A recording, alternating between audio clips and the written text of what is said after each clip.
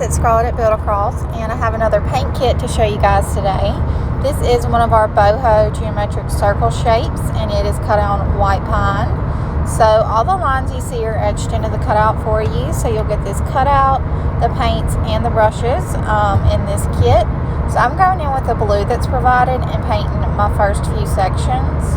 And one thing I'm going to do throughout this video is use my colors, my paint colors, and add water to them to kind of create a stain. So that's what I'm doing here. And once I go over that, I'm going to just wipe off the excess water with a paper towel. And then I'm going to do the same thing with the green. I'll do the solid green, and then I'll mix a little bit of green with water to make a stain, and again with a charcoal color. And then I'll use that charcoal watered down stain color to do the outer circle, kind of the frame area. And pretty much for this, all the little spaces I'm filling in so far, the base coating, I'm just using the number 12 flat, or the largest brush in the pack, just because it's really great for base coating. It doesn't really matter which brush you use for this. I just find a larger brush a little bit more comfortable, so I'm not having to make a ton of brush strokes.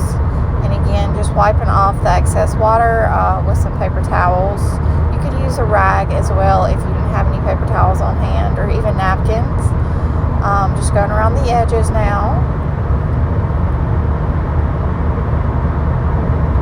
And then once I'm done with this base coating part, I'm just going to allow everything to dry completely.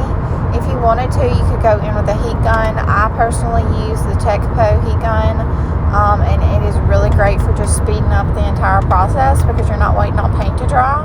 And once it's dry, I'm going to go in with my Sharpie brush stroke marker and outline everything.